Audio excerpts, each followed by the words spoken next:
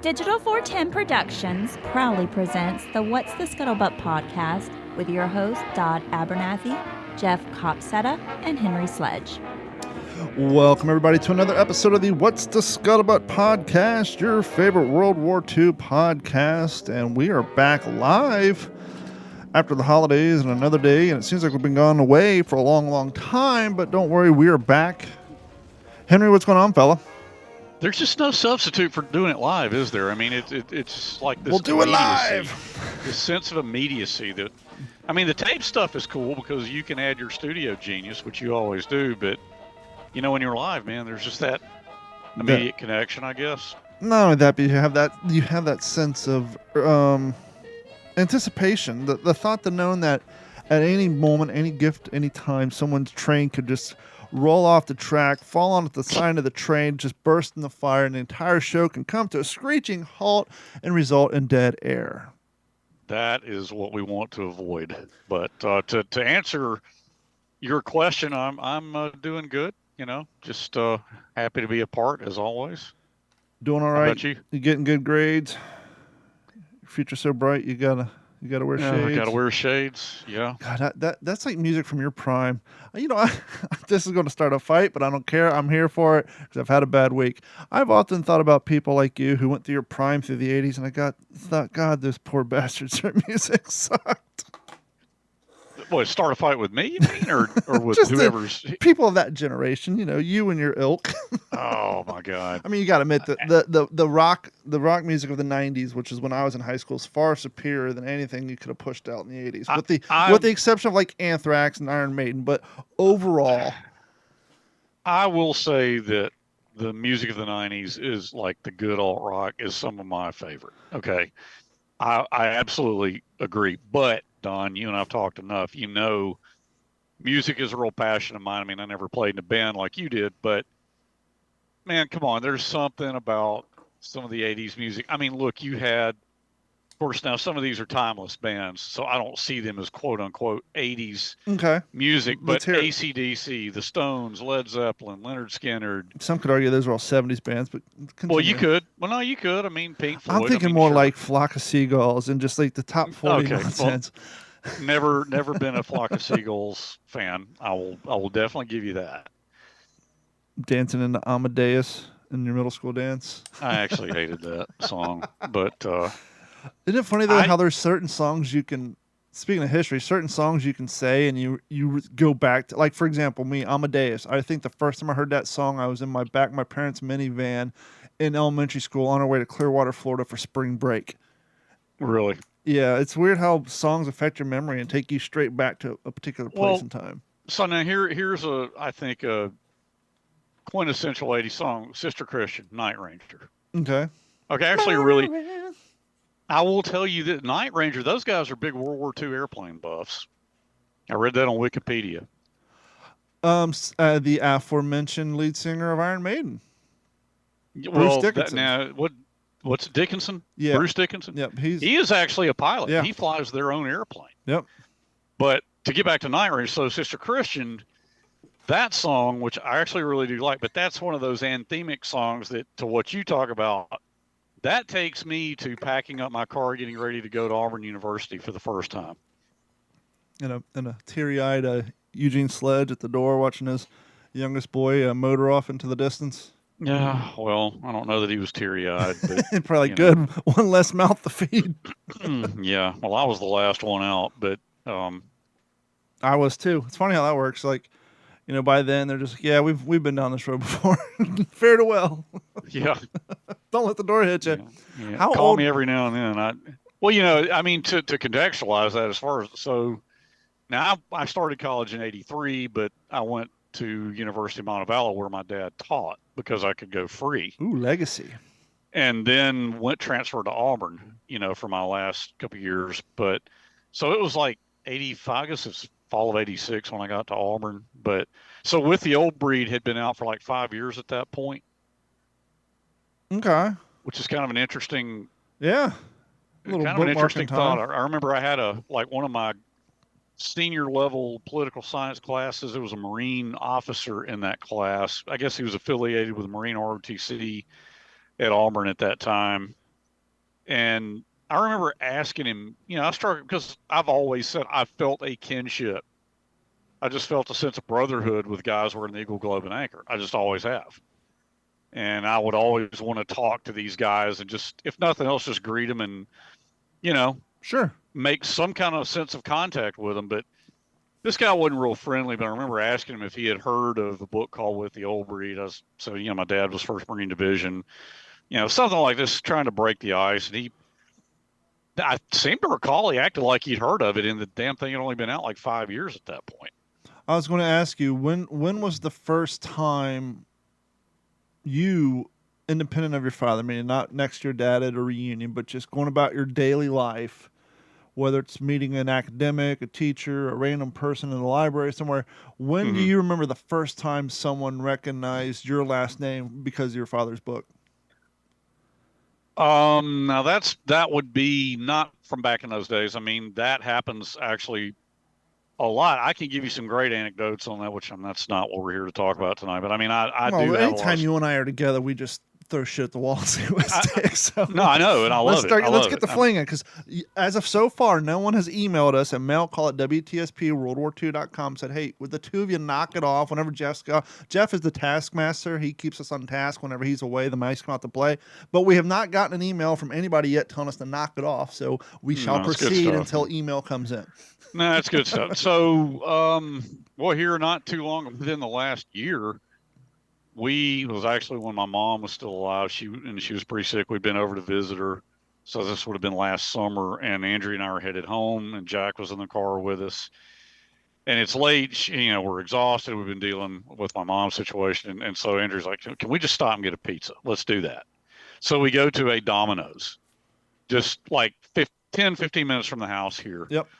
And I'm in the car on the phone. I may have been talking to Leighton or somebody. Hell, I may have been talking to you. I don't remember, but I was on the phone with somebody. She goes in to get the pizza. She's in there for quite a bit. And then she comes back out and goes, hey, this young man working here wants to meet you. Very cool. So I get off the phone. She introduces me to the guy. The guy's a huge fan of my dad and read With the Old Breed and all that. So, but she said when she went in there, she gave her name and all that, and this young man said, well, you wouldn't by chance be related to that famous guy who was a Marine in World War II. She said, you mean Eugene Sledge? She said, oh, yes, ma'am. And she said, he was my father-in-law. She said, you want to meet his son? He's out there in that car right there on the phone. That's awesome. So stuff. I mean, it happens. And it's, to me, it's even cooler when that happens when your kids are around to experience it. Yes. Well, it's happened to Jack. Yeah. It's happened to him. I mean, he's had adults, and he's not into this like we are, of course, because he's 14 going on 15. He's not 35 yet. Yeah, Smoked meat or World War II. He's racing enduro mountain bikes. That's all he cares about. He's actually in New York. I love it, moment. Man. You have the one 16-year-old who'd rather be outside on a bike instead of sitting inside on a virtual bike 14. on Xbox. Well, same difference. He's going to be 15 in 10 days. But yeah, no, man, I can't complain to this. So this trip he's on in New York is actually, it was an invitation only thing. And so a small group from his middle school, it's kids who are known to have good grades, good comportment, good reputation, stay out of trouble. And this teacher will invite certain kids to be in this group, and then he'll take them to like New York or Philadelphia. And this year it was New York, and Jack got asked to go. And so he went. And so that's cool, but he'll be home tomorrow night. But yeah, that's happened to him. I mean, people have recognized the name and said, "Are you related to Eugene Sledge?" or something like that. Yeah, because it's not exactly the most common of names. Correct. Yeah, it's not like a Jones or a Smith. Hell, even Abernathy is more common than you would think. I was about to say, what do you? My first experience with the famous version of Abernathy, not me. First and foremost, as a little kid, Professor Abernathy on Chilly Willy. Can't forget him. He's hardcore. Hawkeye, G.I. Joe, the real American hero.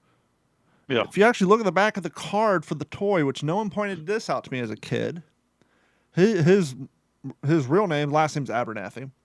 Mm-hmm. And then Robert and/or Bob Abernathy was actually the best friend of Martin Luther King. No relation, just same last name. He's the taller white gentleman you see in a lot of the marching photos, stand next to MLK. And then, like, if you were to Google Don Abernathy thinking you're going to find me, no, you're going to find a very famous screenwriter out in Hollywood who's currently actively writing screenplays and acting and stuff. So there's quite a, and when I, right after, outside of high school, kind of flows in with this. We all know that Ross from Friends played in Band of Brothers. He played a character in a movie called The Pallbearer where the person who died in the movie's last name was Abernathy. So it pops up from here and there every once in a while. And it popped up on an old episode of Murphy Brown back in the day. There you go. There's some history. When's the last time anybody's dropped the name Murphy Brown on you? I was about to say, man, that was a shot out of nowhere. We go way back. Since we're not quite in the topic yet, we're going to get in the topic. Can I just get something off my chest? You ever had one of those situations where you're just like, the world is out to get me? Yes. Or more importantly... Pretty frequently. More importantly, the automobile gods are dumping their tool bag upon my head. So you guys know I dealt with a hurricane about almost a year ago. And recently we got a roof repaired that had some insurance deductibles involved. And both my cars needed to be completely repainted. Both of them needed new windshields, new side windows, dents. They just got annihilated with airborne debris from the hurricane. So back in April, I dropped off the Volkswagen. I just said, okay, I want to stagger them. Send them to Volkswagen for one, take them 30 days. I'll get my other one back. I can kind of check out the quality of work on the Volkswagen. If it sucks. Is the Volkswagen carries? Yes. Okay. It's a 2018. We bought out the lease because when the lease was up, we went to the lot and they had nothing except for like $70,000 SUVs we weren't interested in. But the plan was, we know we're going to get rid of the Volkswagen at some point, so let's send it in as the pawn. If it comes back with craftsmanship, I won't let them touch my Tundra. The one that I'm keeping, the more expensive vehicle. Right. But it overlapped. They had the Volkswagen due to parts for 56 days. My rental was only good for 30 days. And then luckily my truck went in at the beginning of May. And so we just overlapped from one rental car to the other. Got the Volkswagen back 10 days later. Took the Volkswagen up to get my Tundra. And when I dropped off the Volkswagen to get the Tundra, the reason I dropped off the Volkswagen because I was on my way to somewhere else. I needed tools out of my truck for my work. And it just so happened to be on the way to the job. So I stopped, got my truck, and I asked him, hey, real quick, on the back of the Volkswagen, when you guys painted the repair, you forgot to blend a little area of oxidation between the new paint and the old paint. Cool, when you leave it here, we'll just fix it. Okay, cool. Get in my truck. Long story short, I start noticing splotches and grease all over the interior of my truck. I'm really trying to make this long story short, just so I can get it off my chest. And so my sun visor completely covered in like lube grease. I mean, this is cloth headliner, just grease all over the damn place. I'm like, oh. So I called, start complaining to the auto company. I'm on the interstate, got my hands free, phone's going through the radio, going ballistic. They said, yeah, we'll take care of it. As soon as I hang up the phone, I'm in the fast lane. A rock flies off of a semi, hits my brand new windshield, which is why I have grease all over the inside of my car, because whoever reassembled my headliner after pulling my window out.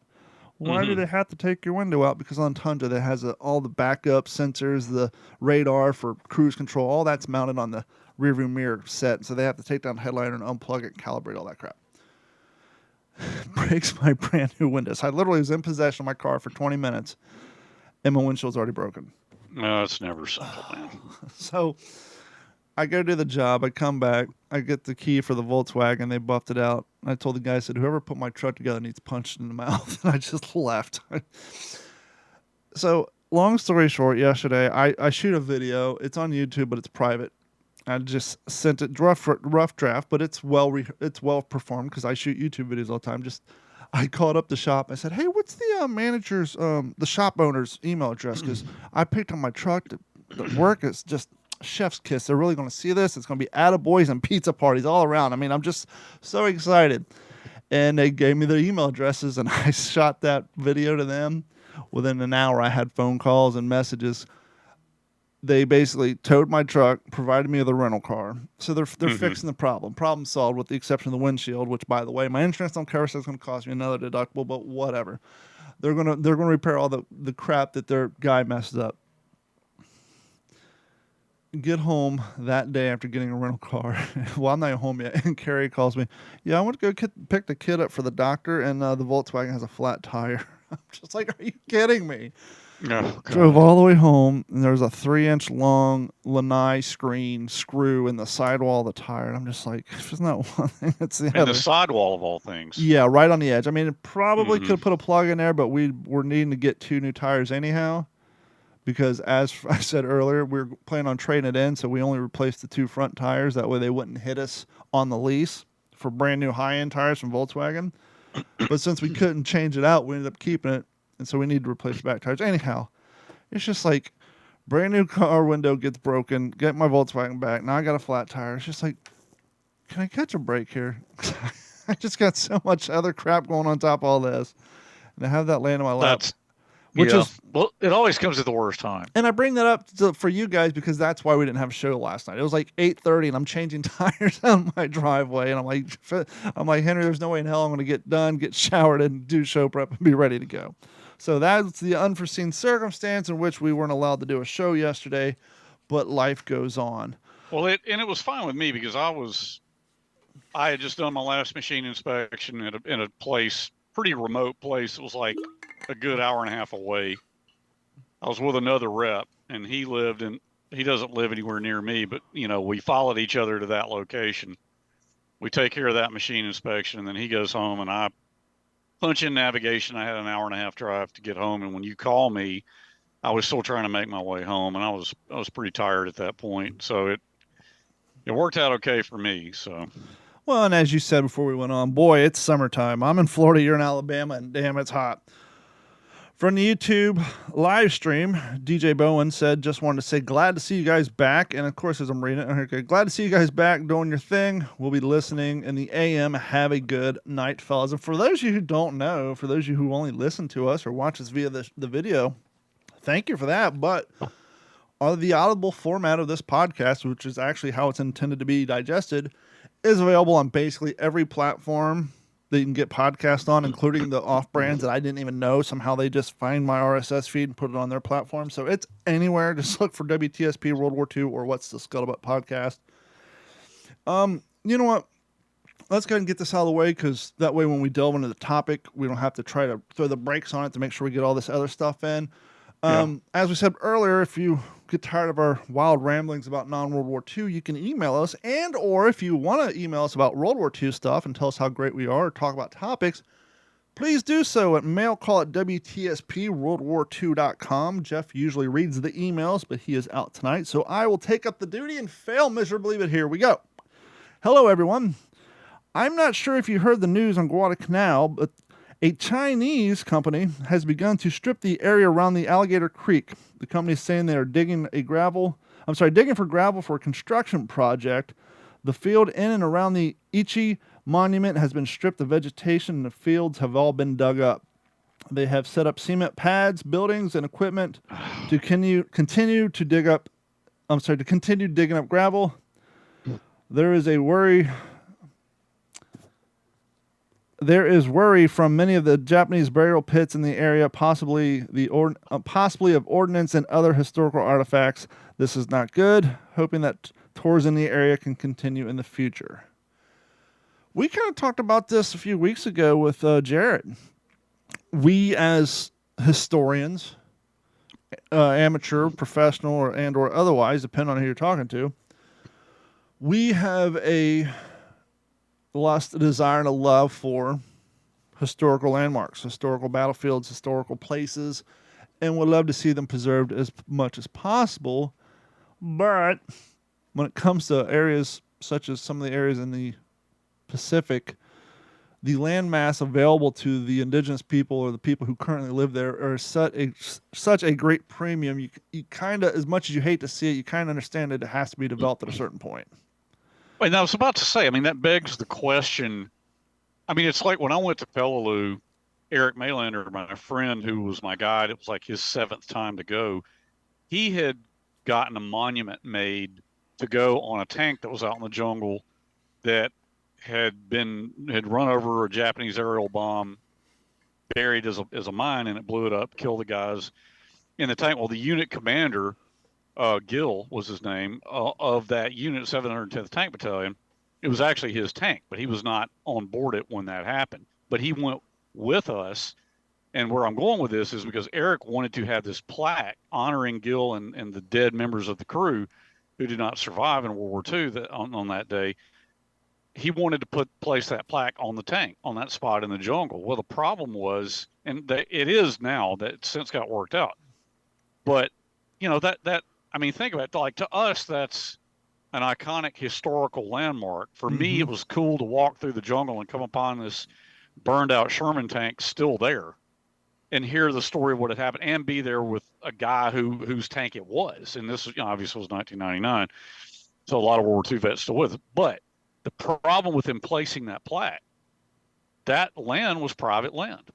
Yeah. That belonged to a local Palauan villager. And you can't just go, like if where you live in Cape Coral, if that was some iconic battle in the Civil War or whatever, maybe in the days of DeSoto or something. I mean, something iconic happened there. People from all over the world can't just troop into your backyard and put a monument up. That land belongs to Don Abernathy. And not only that, but in the case of this Palauan, this wasn't a monument of a civil war or a war that had some intrinsic value to the society of the Palauan people. This was a war that was brought upon their property, victimized them. They were stuck in the middle of it. Yes, they were happy the Americans came and saved the day, but I'm sure a lot of them are like, why should we continue to be victimized by this war that we didn't want? And now you're wanting to prevent us from possibly getting some prosperity by developing our land. I'm sure a lot of them are like, well, why do we got to keep living this? This wasn't our war. It happened on our soil. We were victims. Yes, we're glad it went this way, but it doesn't have the intrinsic value to us because it wasn't our people dying in masses here, other than those who were being enslaved and treated horribly. I'm sure some people are like, hey, that was 80 years ago, and somebody wants to pay me some money to put a 7-Eleven up over here. Bring the money. Oh, sure. Well, and look, man, I mean, the most important color in the world is green. Actually, it's zeros and ones because most of the countries are going to digital currency and they don't care about the green anymore. But but I'm speaking yeah, absolutely, symbolically, metaphorically. But to go back to the sand spit, where Colonel Achiki went across, and which beautifully represented in the Pacific. It's one of my favorite events of the Battle of Guadalcanal. And incidentally, Richard Frank has dug up research that Ichiki was actually not the Japanese officer's real name. I got to get more on that story, but I don't know. I've read what you just read there, Don. I've heard that. I think I saw Scott Freund post something. It's horrible to hear that. I mean, I don't know what the Chinese company is trying to do. It makes me wonder. You would think, because that's a highly populated area right there near, not far from where Henderson now, Haniara International Airport is, where you would fly into Guadalcanal, what used to be Henderson Field. But I don't know what their intentions are, what they're trying to do, and if they purchased that land from the local Solomon Islander who owned it. They probably did, because they've been buying up land all over here. And on the same token, somebody sent me an article asking me about this, but looks like things have changed. I won't read the whole story, just the headline. Solomon Islands Prime Minister rules out China's military base and says Australia is their security partner of choice. So I guess there was a period of time where the Prime Minister of the Solomon Islands was considering allowing China to build some bases down there. But he apparently has... I'm sure the Chinese would have loved to, because... yeah. All they got to do is turn to page 1 of a Pacific War history book. Hey, this is a great place to interrupt the flow of supplies and communication to Australia. I mean, but it's I really hate to hear this, because I mean, seeing that spot on Guadalcanal, I mean, there've been like our buddy Dave Holland. Yeah, I need to get his take on this. We ought to get him on here to talk about it. Reach out to him, because I have another. I got another letter along the same lines. And the people who sent them these emails didn't know these emails are not up on the website yet, which, by the way, as per suggested by Jeff and Henry, we now have posted the emails, kind of like you would see in a magazine or a newspaper letter to the editor. All the current mail calls you guys send in are located at our website, WTSP WorldWar2.com. under Contact Us. You'll see the mail call, and they're all there, at least the last month or two, and we'll continue to put them up there, especially those that include photos or links to documentation that you guys may find interesting. And so on the same topic, Donna writes in, I saw on miltours.com that the U.S. government's Department DOD are planning to build an advanced training base on Peleliu.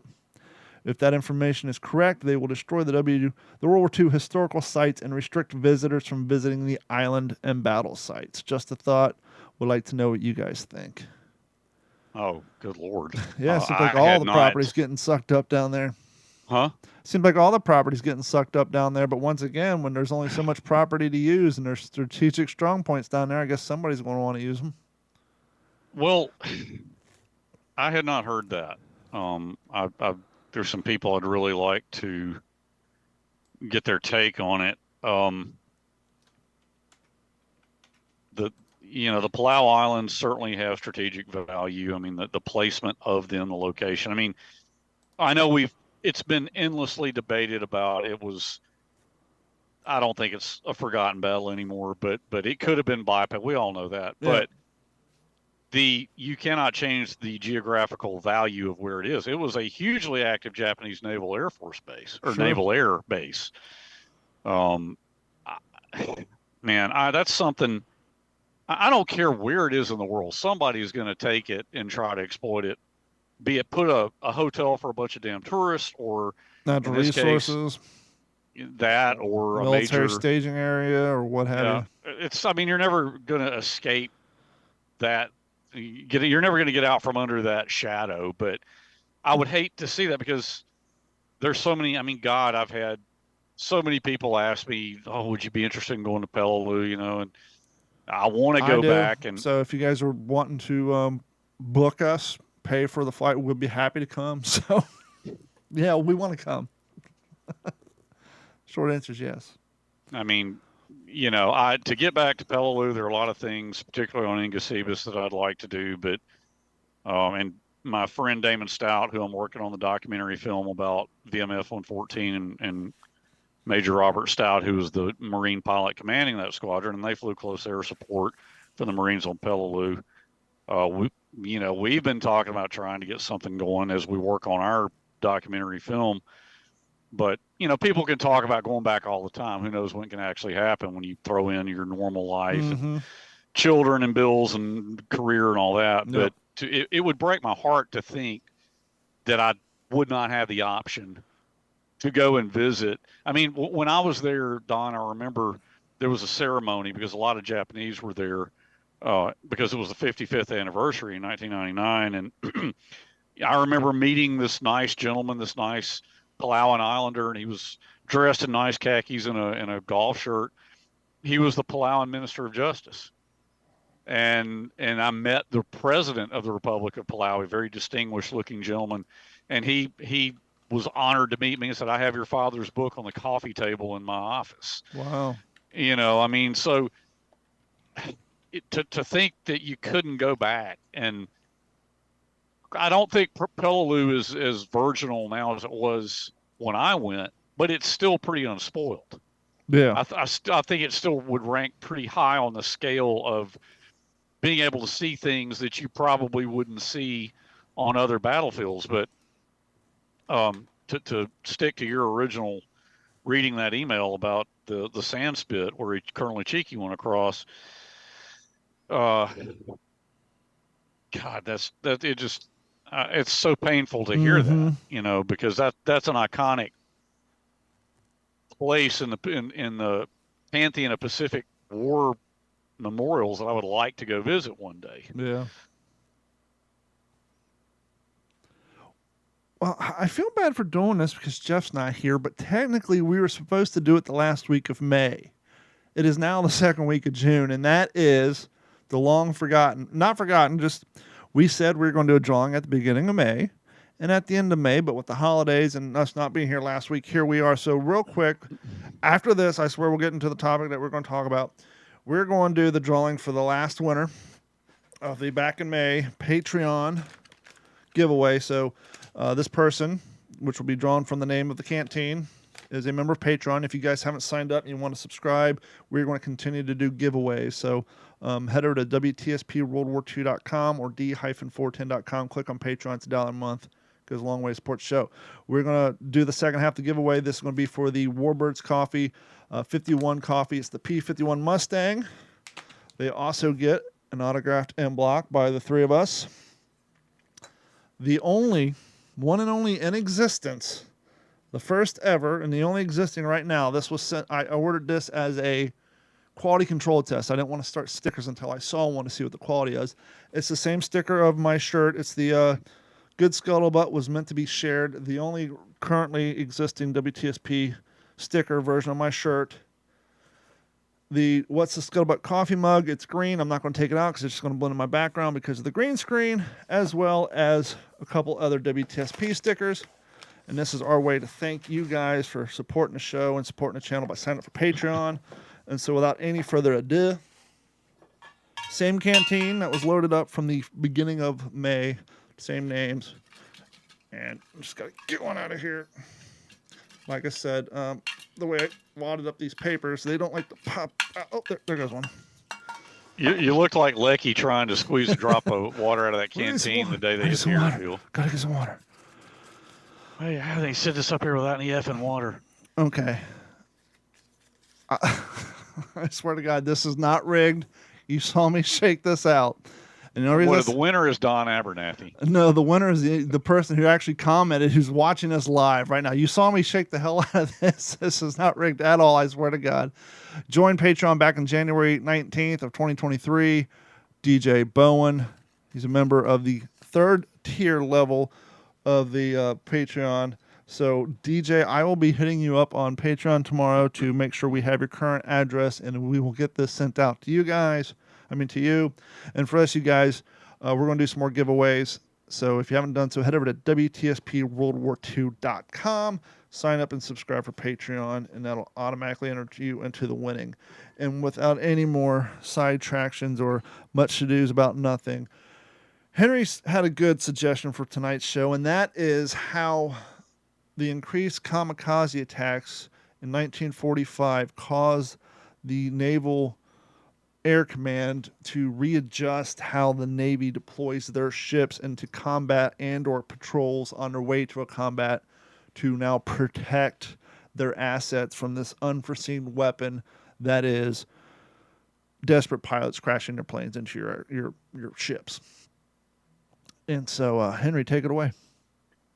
Oh, man, you lay it on me like I've got this beautiful presentation, which I don't, I must say. But so it's... You said it just like I laid it out there for you, Don. I mean, the thing that struck my mind, and this came up for me as I'm getting into the latter stages of Twilight of the Gods, which is Ian Toll's Volume 3 of his trilogy of the Pacific War. And, I of course, naval and marine aviation World War II has always been a particular area of passion for me. But you think about the early carrier battles, Coral Sea, Midway, Santa Cruz Islands, Battle of Eastern Solomons. And you think about how an air group on a U.S. aircraft carrier, you had the Lexington, Saratoga, Wasp, Hornet, Enterprise. They had, and I'm just going from memory, of an air group, you had pretty much in 1942 an equal number of torpedo bombers, dive bombers, and fighters. And of course, fighters of the day being the first generation Grumman F4F Wildcat, which was absolutely iconic in the air battles of Guadalcanal. But it was in some ways, as we all know, outmatched by the Japanese Zero. But looking at a naval air group, you had pretty much an equal distribution of torpedo bombers, fighters, and dive bombers. And then as you move on into the latter stages of the war, things were not going in the Japanese favor. We're advancing irrevocably on the Japanese home islands. After Iwo Jima, we now have the capability to have B-29s hitting the Japanese home islands using Iwo Jima as a base. I mean, hell, we put P-51s on Iwo Jima to fly air cover. But the Japanese become desperate. They come up, essentially, they begin using the Kamikaze Corps.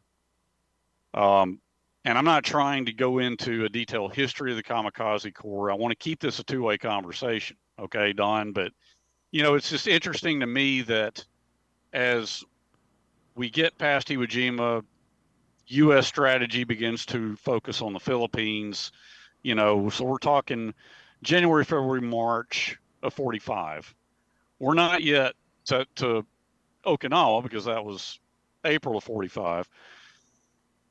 But we know we're going to win at that point. We're a juggernaut. We can't be stopped, but we just don't know when we're going to have the Japanese the Japanese threat completely eliminated. We do know that after the Marianas Turkey Shoot, which was essentially the Battle for the Marianas Islands, June, July of 44, massive numbers of Japanese aircraft were shot down by the U.S. task forces. To look at it from the Marine perspective, we know that Marine aviation was pretty finely developed. By then, the F-4U Corsair, my personal favorite airplane, and that's saying something because I love them all from World War II, but the bugs had pretty well been worked out of the Corsair by mid to late 44. It's doing wonderful work as a ground support aircraft, but it was also carrier capable. The Navy was using it, but the Marines, for all of their skill, for all of their excellence, I don't think, and I reread Robert Sherrod's book, Marine Aircraft or Marine Fighter Craft in World War II, or History of Marine Aviation by Robert Sherrod. Great book on Marine Air in World War II. I do not believe that one of the things that got Marine aviation back onto carriers was to combat the threat of the kamikazes. The other thing that happened was a repurposing or a reconfiguration of naval air groups. I've been talking for a few minutes. Let me let you jump in, Don. What are your... Well, I was just looking at some of the numbers, and as you were saying, we're kind of with mixed results, but for most of it up until the Philippines 1945, we were pretty much having a pretty good run at these conflicts above the ocean, these naval battles out to sea. And at some point when you have two groups of people and one of them is dominating the other or relatively dominating or at least outpacing them, at a certain point the person being outpaced is going to get backed into a wall.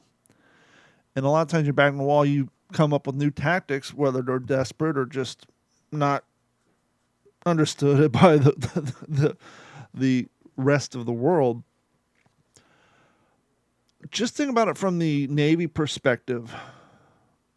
That you're sending up these airships, these air commands. They're having these dogfights. Obviously, you got torpedo bombers coming after you, and airships trying to take you down. But when you have a pilot that has a little bit of self-preservation, they're going to keep their aircraft at least at so much of a distance that they can get out of danger if they need to. But when that game gets changed with the advent or the popularization of kamikazes and the amount of damage their first interaction at this caliber at around Philippines. I'm just going to read this real quick from a Navy historical website. Japan initiated kamikaze attacks in response to the invasion of the Philippine Islands by the U.S. military forces on October 1944. Although hints about adopting suicide tactics had been picked up before then, their use on a wide scale came as a surprise. The fanatical resolve of Japanese pilots turned their aircrafts into human-guided missiles, which struck or damaged 130 U.S. Allied combat vessels during the campaign, sinking 20 and killing at least 1,400 sailors. While the results did not prevent Japan's defeat in the Philippines, they exceeded considerably what the Japanese achieved with orthodoxical air tactics alone. This guaranteed a greater use of kamikazes going forward.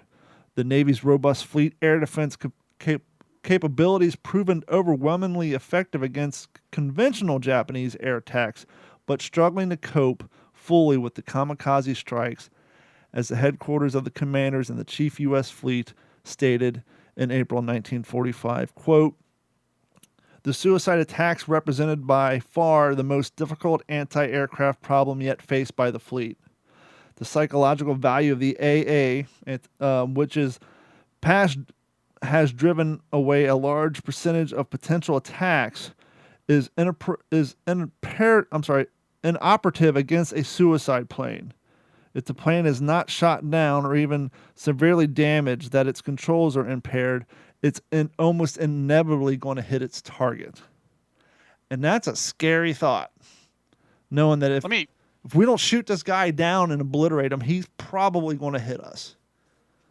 Here's what, to kind of dovetail on to what you said. So Ian Toll quotes this guy. Let me read this.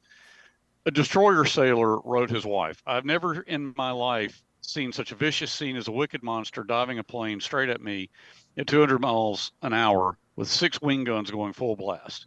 It looked as if he was after me personally. Bob Sherrod, who I just talked about, Robert Sherrod, his book, History of Marine Aviation, World War II.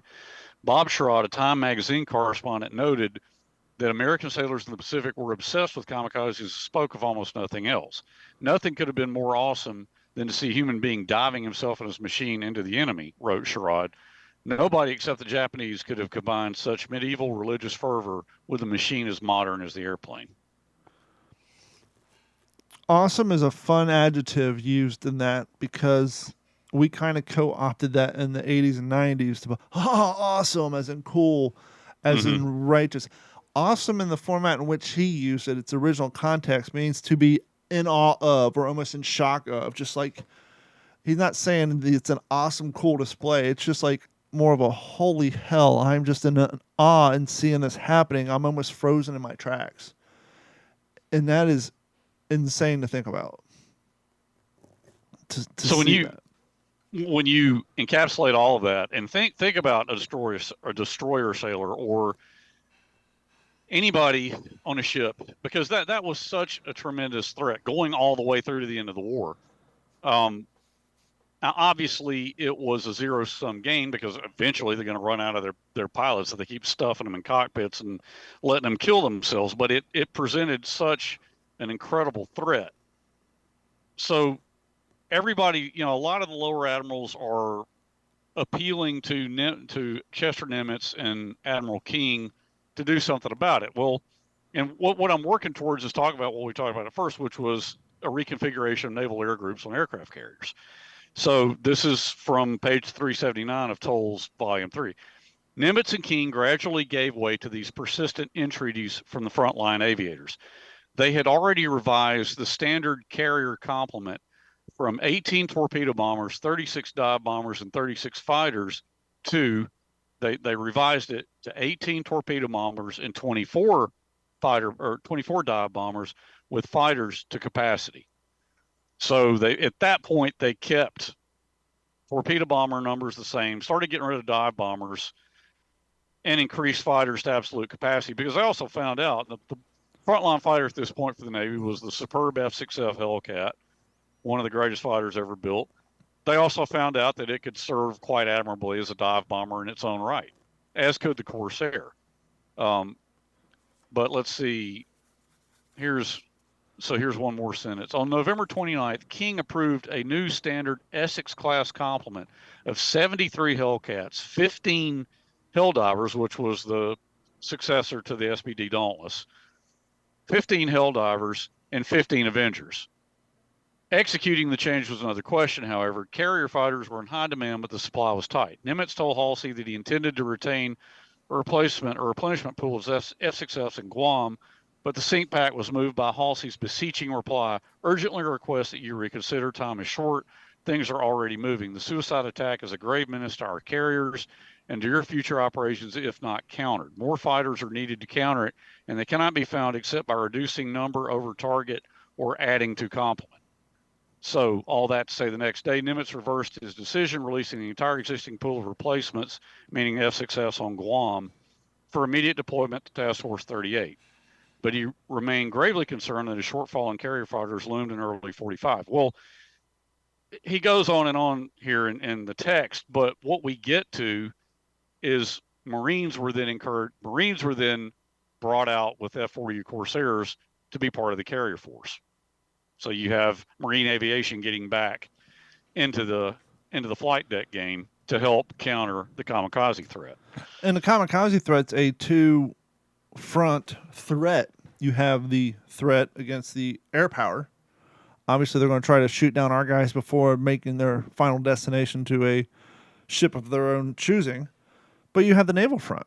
You have all this naval inventory out in this open water that's being targeted by guys who basically they're going to give their lives for the empire. And hopefully in their minds, they're going to take you out with them. And so how do you protect your assets? Well, a lot of military strategists, they know their history, and sometimes they go back to the, if it ain't broke, don't fix it. And so in this case, it's kind of a modern day, as per 1944-45 day, circle the wagons. And what they ended up doing is putting the most valuable vessel in the middle of the group and kind of encircling the aircraft carriers, whatever, the particular more important ships.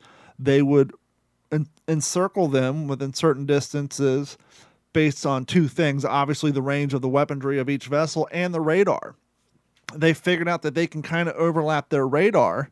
And so if you have your aircraft carriers, you know, and all your major battle command vessels in the middle, then you have your destroyers and then your screeners and then your little battleships, you know, things kind of flare out and each one has its radio capabilities depending on its size. You can increase your radar range substantially by, you know, the people in the outer circle are going to pick it up first.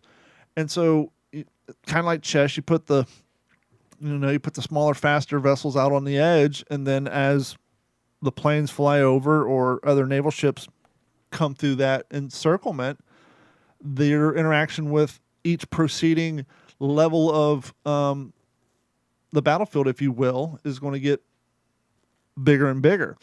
And to kind of give you guys a numerical, kind of like Henry was saying with the planes, the Navy had significantly improved its firepower, accuracy of its anti-craft weaponry throughout the fleet since the beginning of the war.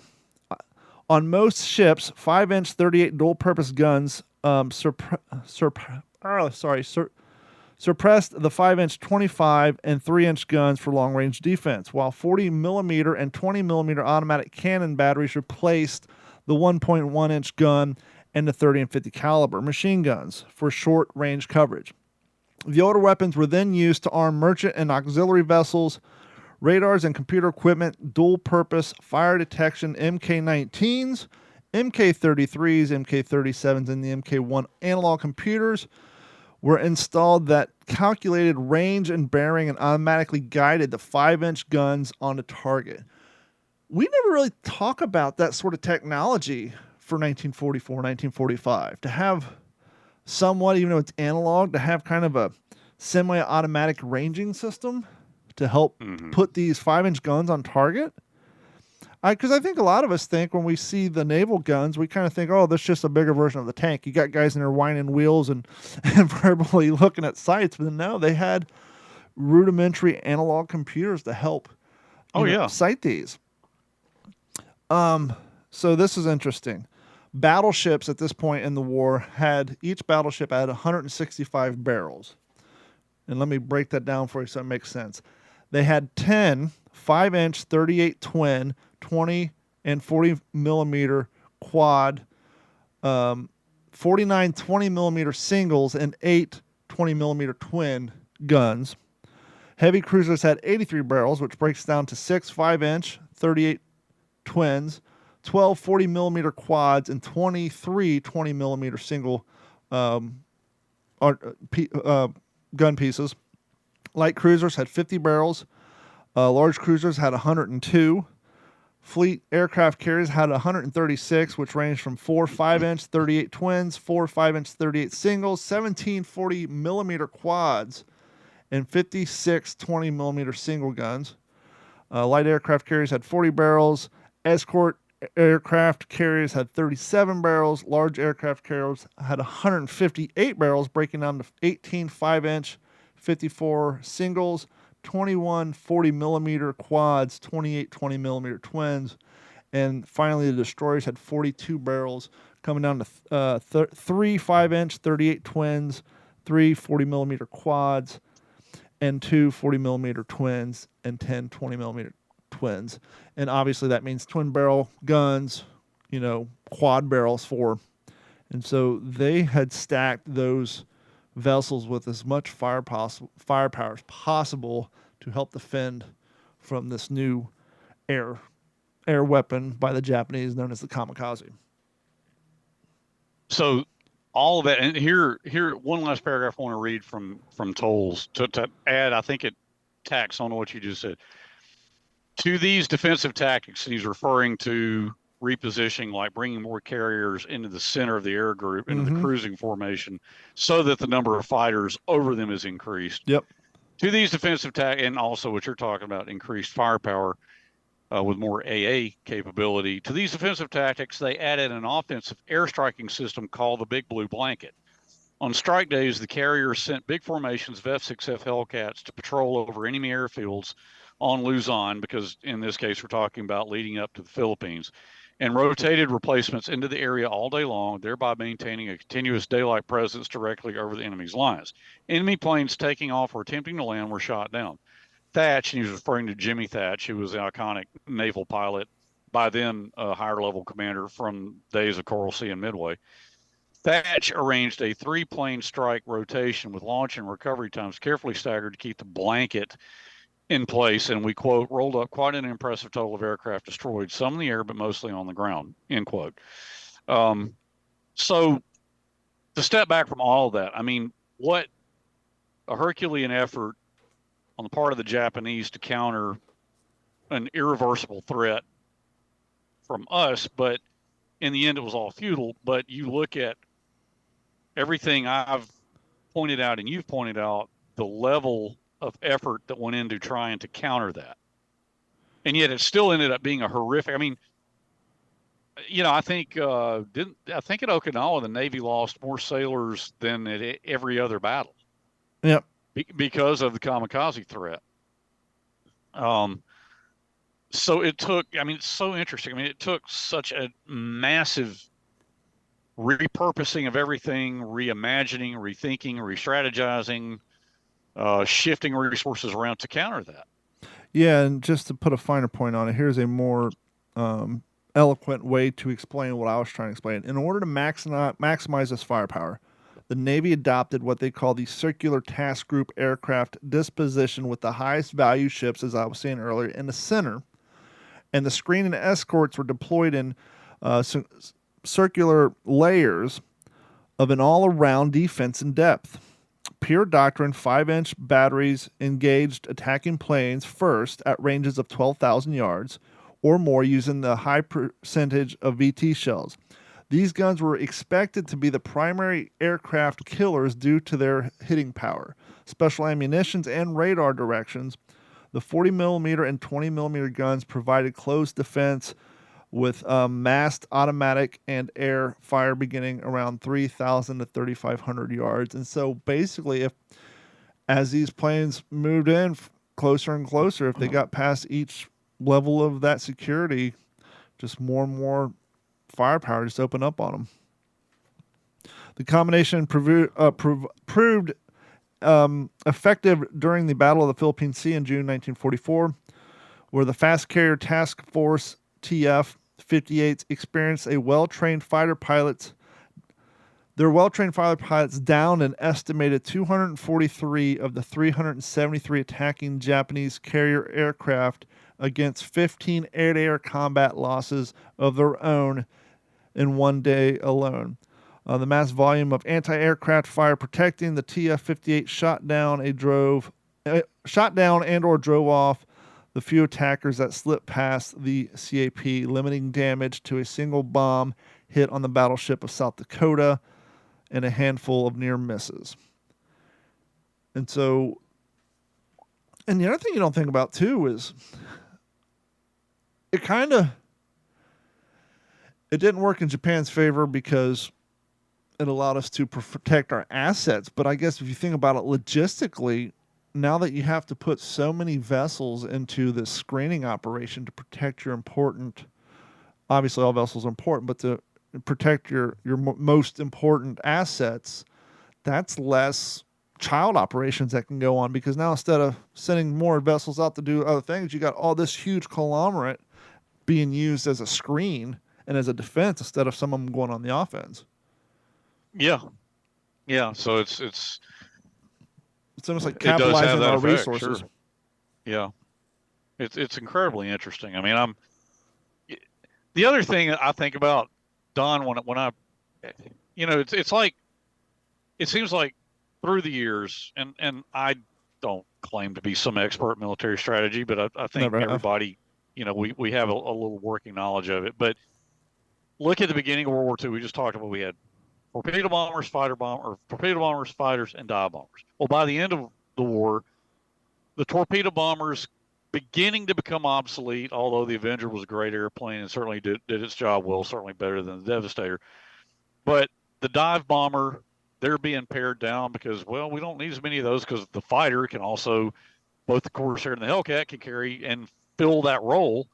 So it's like, of the triad there, one's kind of going away.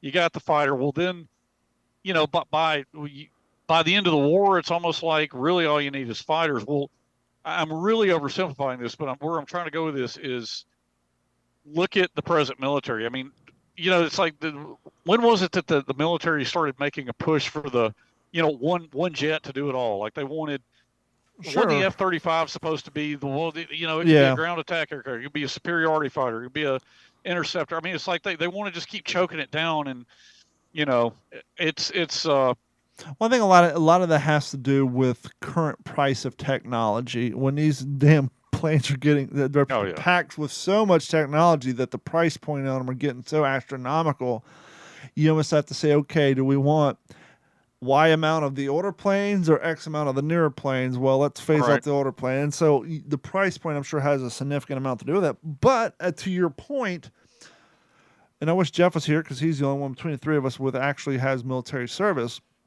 and could probably speak to this better than we can, but the military branches are always changing based on their current station. We all remember, like a year and a half ago, 2 years ago, the Marine Corps said, hey, we're done with armor.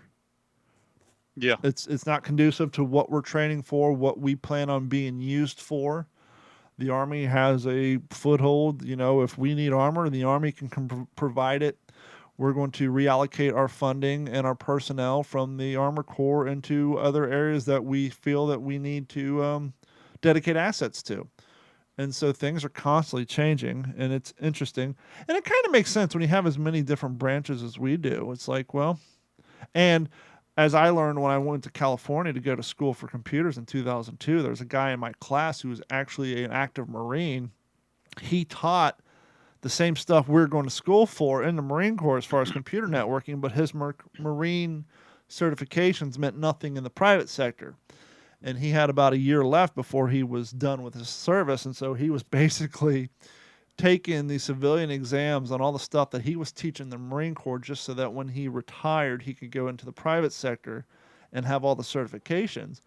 And the crazy thing is I learned from him that out of all the branches, the Marine Corps is the worst funded. And this was that doesn't surprise me. This was in 2002. Yeah. I was in California. Windows XP had been out for a while. Windows 2000 had already been out for quite a while. So Windows XP was replacing Windows 2000. Windows 2000 Server was still the cat's meow, but 2003 was well in development and would take it over quickly. At the time, if you know your Windows versions, the Marine Corps was still using Windows 3.1. Wow. Which I think came out prior to Windows 95. So that show, and this is in 2001, he was telling us that they were still using Windows 3.1, which was the precursor to Windows 95. It's kind of always been that way. Which meant that they were 11 years behind on their computer technology and availability because of the costs associated with licensing and rolling out software. Mm-hmm. And so when you got to take your budget into consideration, especially when it comes to, vehicles. And so it's just an ever changing, I bet DJI or whatever, that drone manufacturer company, I bet they could have never foreseen being one of the most widely used weapon systems in the Ukrainian war. Yeah. On both sides. And just goes to show, sometimes you got to make changes and Well, you have to adapt. Yeah, absolutely. Adapt and overcome. So it's interesting. And on the Kamikaze thing, that's all I had really had time to really pinpoint and kind of, I mean, I actually read those pages probably right before we went on vacation and then continued. I'm up to, I've only got probably a couple hundred pages left, if even that, in volume 3 here. But reading that, it just hit me. I thought, well, that could be an interesting topic for a show one night. It's interesting too, is every once in a while we like to add modern day World War II news to our podcast. And we hear this a lot with the Marines and the PTO about bodies getting recovered. Dateline, May 19th, so just about a week ago. U.S. identifies remains of World War II soldier who vanished in 1944. Authorities has identified the remains of World War II tank crew member from Tennessee who was killed with his M4 Sherman tank as it was hit by an 80mm round during a battle near Gey is probably pronounced Gey, Germany in December 1944. The Defense POW MIA accounting agency said in a news release. Scientists used orthopological analyst, DNA analyst, and other evidence to determine the remains exhumed from the Ardennes American Cemetery in Belgium, where those of 23-year-old Joe A. Vineyard were finally identified, officials said. The agency said that Vineyard was fighting with the 774th Tank Battalion when Germans attacked his unit. Crew members fled the tank, but after regrouping, Vineyard was missing.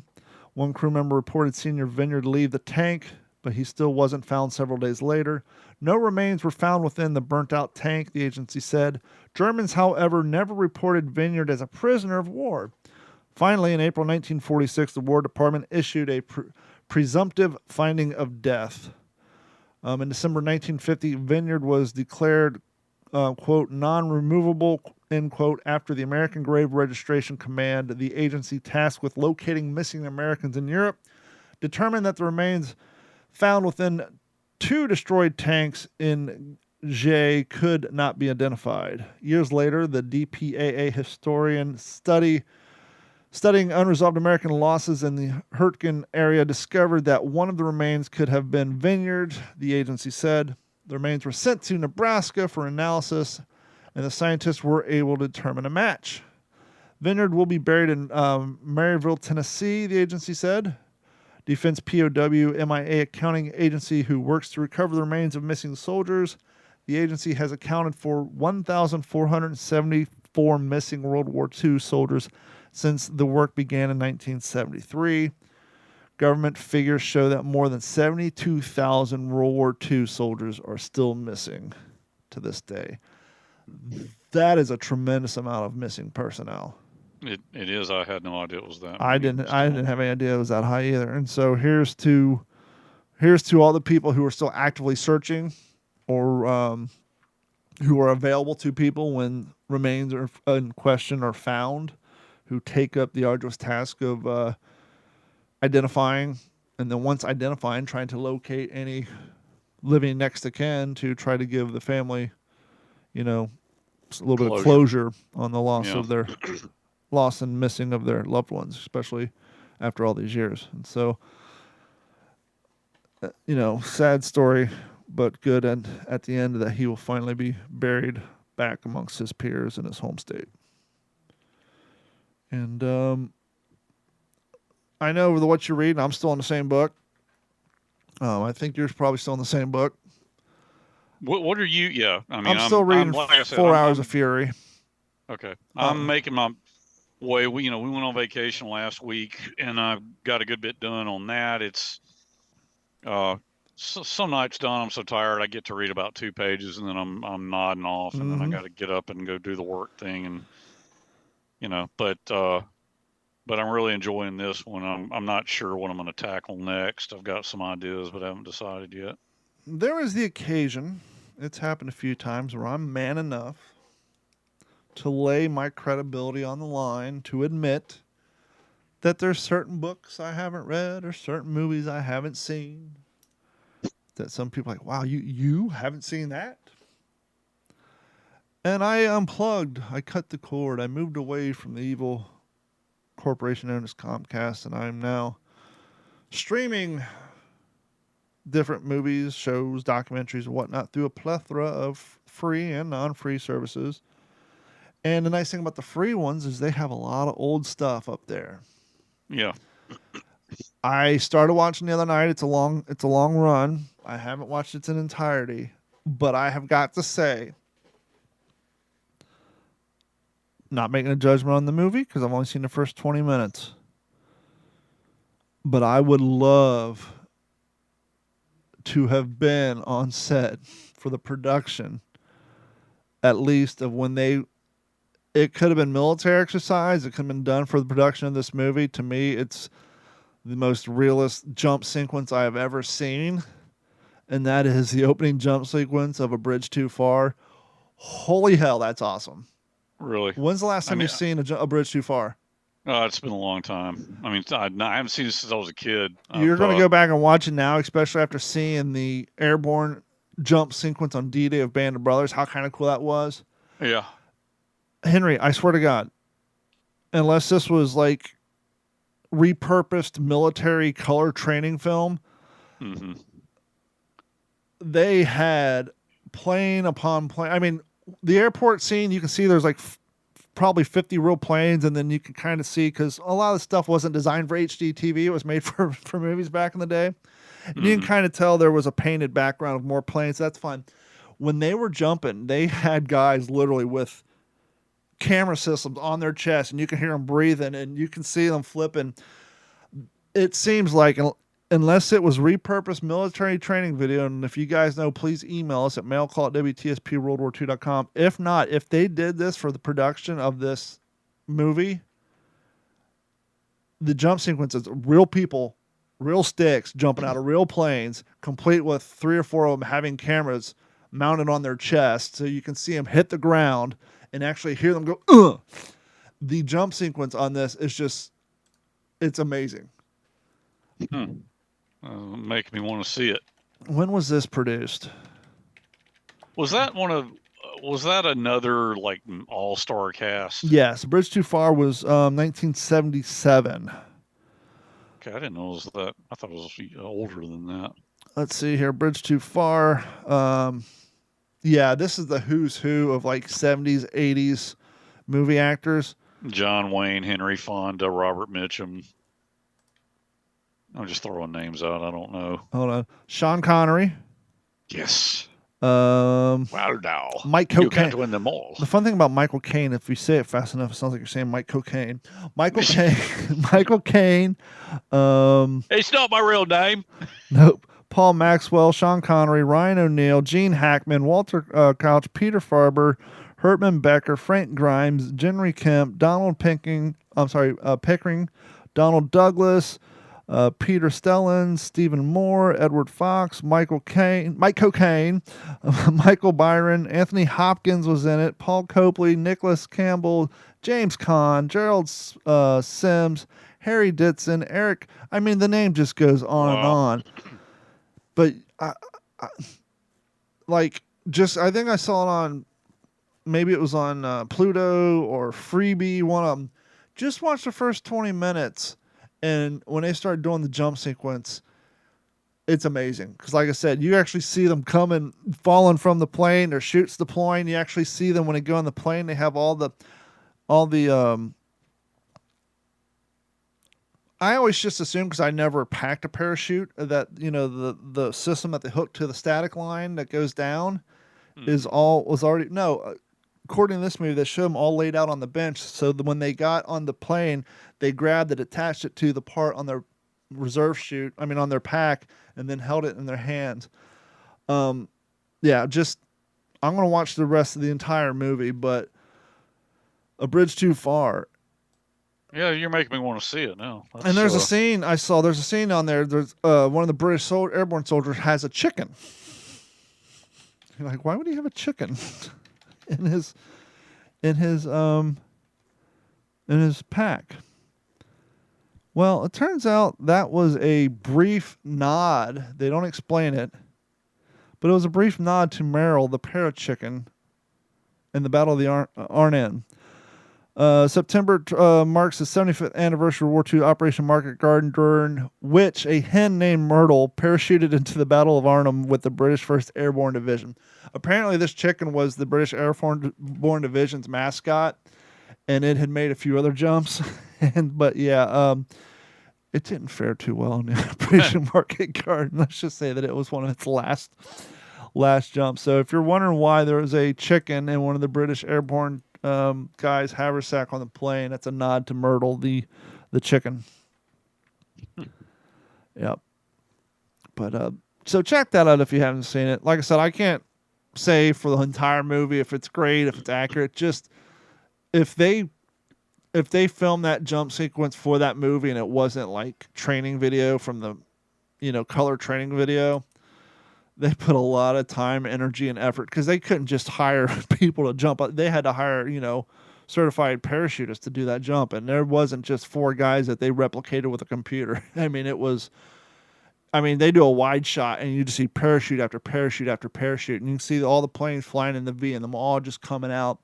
And in 1977, they did not have that sort of computer technology to fake that. And that scene in and of itself is fantastic. And so I'm looking forward to watching the rest of that movie.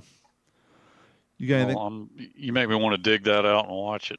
Yeah, dig that out. Maybe when it starts cooling off. Didn't Cornelius Ryan write the book A Bridge Too Far along with The Longest Day? I don't know. Let's find out. A bridge to. Well, I can't type today, which is crazy because I type 12 hours a day. The book, Bridge Too Far. Bridge Too Far. Yes, you're correct. You win the prize for authored a book recognition. Yep, Cornelius Ryan, Bridge Too Far. I've told you I've seen a questionnaire that my uncle, John McManus, sent me a picture of, because he unearthed it in the archives, that Cornelius Ryan sent to my uncle, along with obviously thousands of soldiers that he knew had been in combat at D-Day.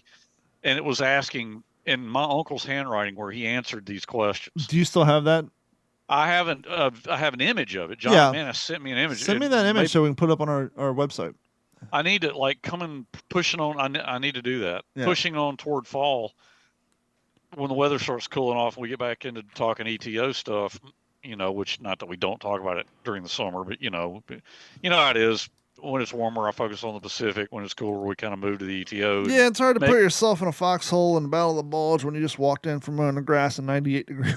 Yeah, exactly. But I've been wanting to dig that file up that he sent me. It's an image of it, and read that on air one night, because it's really interesting. I mean, it's things I wish I could go back and ask my uncle, who was a tank platoon commander in 741st Tank Battalion, as you know, but probably our listeners may have heard me say, but it was really interesting. That's one of my regrets too, as somebody who finds themselves in this position now, that my grandfather passed away, I think, in 2002, who, as we've said many times before, did grave registration over in Europe. If I would have had the in-depth interest and knowledge back then, so that I could have sat down and talked to him in depth about where he was and what he did, in a way that wouldn't, bring up the bad side of stuff. But sure. Here's kind of a cool note. I've often give credit to my friend Danny Eaton's father, who was a gunny sergeant in the Marine Corps. When I grew up in elementary school, I've often said we lived in a neighborhood called Steeplechase, which was the old military housing around Rickenbacker Air Force Base on the southwest side of Columbus, Ohio, who was named after the World War I Air Force ace, Rickenbacker. Mm-hmm. But at this time, it was a minimum Air Force base, had air shows every year. It's basically a stopping point for other aircraft as they're going to more in-use bases to refuel and stopping points. But now I think it's completely closed down. I think it's a FedEx base. But I give Danny's dad a lot of credit to my interest in a lot of the stuff, along with my grandfather. I just found out Danny just won for like the second year on the road. Top 3 journalists in the state of Ohio. Mm-hmm. So it's kind of that's amazing, and it's also nice to know that there's still some people trying to keep journalism alive. So he just won another award for top 3 journalist in the entire state of Ohio. So that's cool to hear, cool. Especially in the long line of our appreciation for people who put pen to ink. And so congratulations to him. I think it's about going to wrap it up for this episode, the comeback episode of the What's the Scuttlebutt podcast. We want to thank each and every one of you for your continued support. And if you haven't done so, please head to youtube.com, find our channel. You can look for it at Digital 410 or D410 Media. Either way, it'll find us. Please like, subscribe, and view some of our videos. You can watch us stream live every Monday. Or if you are currently watching the stream and watching our videos in chunks and you want to download the entire show and listen to it in your car, the bathroom, jogging, at work, wherever you find time to listen to audio format, please download us through whatever app you like. And if you're currently listening and downloading us through the Apple Podcast app, please give us a 5-star rating and a nice review so that Apple will suggest us to other people who listen to like content. And that's a nice way to get our name out there and getting us out amongst the world. Henry, do you have anything coming down the line? Well, it's I guess it's getting closer ever so slowly to September, when I will be going to England to be part of the We Have Ways History Festival. Nice. Which is the James Holland History Festival. He actually has a couple, but that is one. He invited me to it, and they're going to fly me over there, but I'm going to take my wife and son at my expense, Sure. because I want them to go too. And we'll probably, my wife and Leighton's wife will probably hang out, and then Jack and I'll go to the History Festival and ride around on some tanks, and Leighton will be there, and so that should be cool.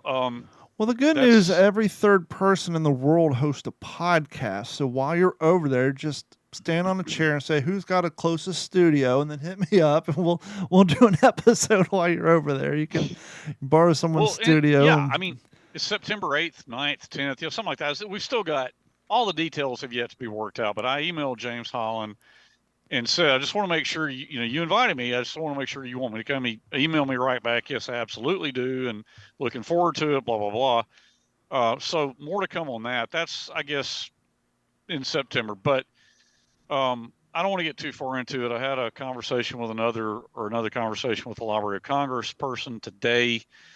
Also, Matt Leach, our buddy Matt Leach, Leighton's friend, We Happy Few. 506. He was Sergeant Talbot in Band of Brothers. Matt called me a couple of weeks ago. We conversed about this. There's possibility of a symposium at the Library of Congress early 24, of which I would be, of what they're telling me, I would be a significant part of that. That is still very early in the planning stages. And that is a separate conversation from what I have already mentioned to you before about them having an interest in my father's Bible. Sure. So I don't know where that will lead to or end up, but I can tell you they're interested in a symposium type event early 24. More to come on that. That's about it right now, man. I'm still slugging away on my second draft of the book. only thing coming my way in 2024, I mean, we got some events coming up. It's been a light summer for me.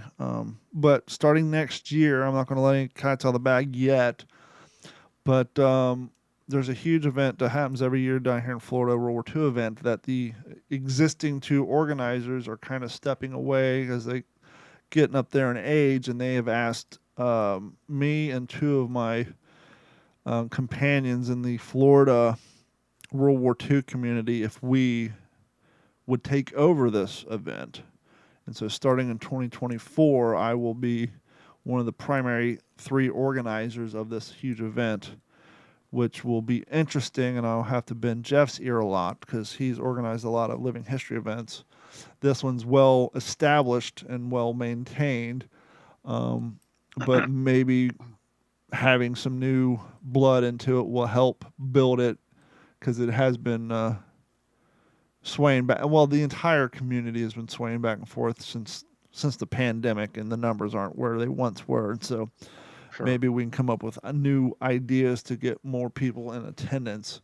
And so I will actually be taking an active role in at least organizing one of the major living history events here in Florida. So that will be interesting, and see how that plays out.